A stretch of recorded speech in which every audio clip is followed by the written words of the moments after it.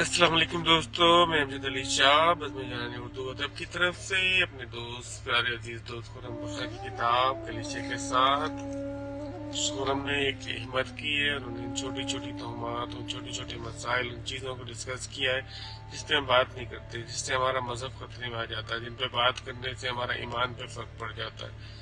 हम एक हिंदुआना माशरे में रहें तो एक हमारे मिजाज का हिस्सा बन गया है कि हम इन चीज़ों पे बात नहीं करते। इन चीज़ों पे बात करें तो हमें डर लगता है, शायद हमारे आसपास के लोग क्या बोलेंगे। इन चीज़ों को अपने अपने ईमान का हिस्सा बना लिया, एक तरीके से रोज़मर्रा चीज़ों का हिस्सा बना लिया।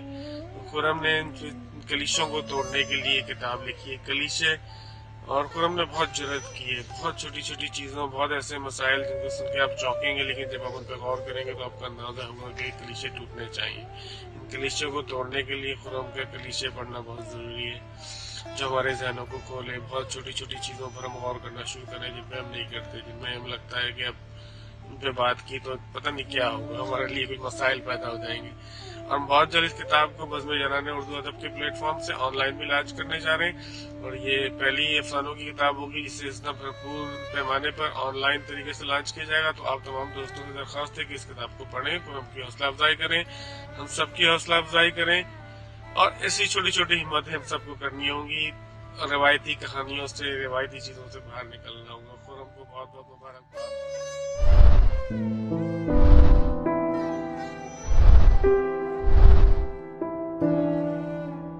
मेरे हाथ में इस वक्त खुरम बका की किताब कलीशे है, उनके अफसानों का मजमुआ, जिसका इंतसाब उन्होंने हरूफ तहज्जुद के पहले हर्फ अलिफ के नाम किया।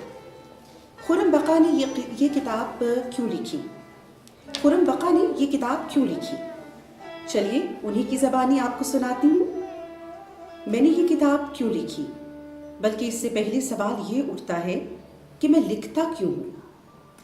मेरे नज़दीक अफसाना निगारी ज़िंदगी से ज़िंदगी कशीद करने का अमल है। वाज़ेह तौर पर किसी हसास तबीयत के लिए बिल्कुल भी खुशगवार नहीं। ज़िंदगी जो कहीं आंसुओं से इबारत है, कहीं सिसकियों से, कहीं महरूमियों से, तो कहीं मायूसियों से। कहीं इसमें बुग़्ज़ पनप रहा है और कहीं हसद। हाँ, खुशियों के भी रंग है, मगर बहुत कम, कलीलुल मुद्दती। दायमी तो सिर्फ दुख की कौसे क़ज़ा है, जो हर दुख की बारिश के बाद किसी आंसू के प्रिज्म से वजूद में आती है।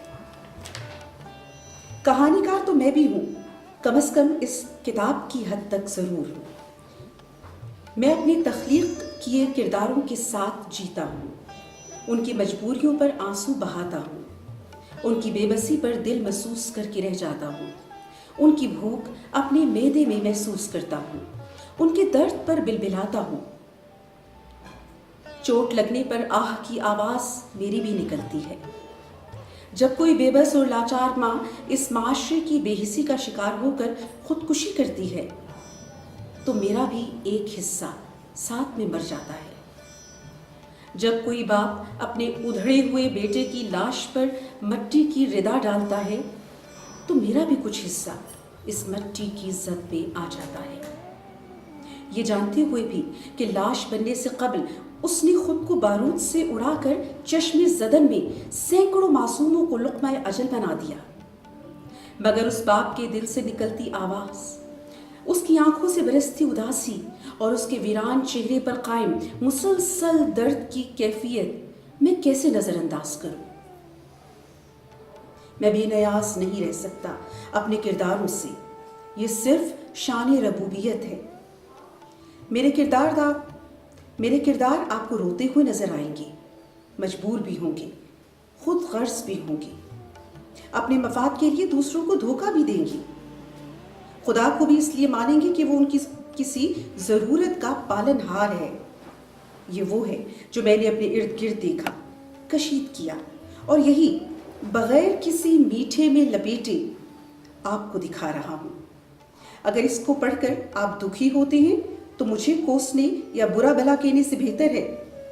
अगर इसको पढ़कर आप दुखी होते हैं तो मुझे कोसने या बुरा भला बोलने से बेहतर है कि आप इस दुनिया को अपनी हद तक सुधारने की कोशिश करें। किसी एक के होंठों पर भी सच्ची मुस्कुराहट اس دنیا کو یقیناً ایک بہتر جگہ بنا دے گی۔ مجھے یہ دعویٰ نہیں کہ میں مصنف یا افسانہ نگار ہوں۔ ٹوٹا پھوٹا جو بھی لکھ لیتا ہوں وہ آپ لوگوں کی خدمت میں پیش کرنے کی جسارت کر رہا ہوں۔ ہم کافروں کی مشق سخن ہائے گفتنی اس مرحلے پہ آئی کہ الہام ہو گئی۔ تو یہ تھا خرم بقا کا اس کتاب کے حوالے سے تعارف۔ ان کی کتاب کے لیے بہت ساری دعائیں۔ امید کرتی ہوں کہ آپ سب اسے پڑھیں گے اور اپنی رائے سے نوازیں گے۔ بہت شکریہ۔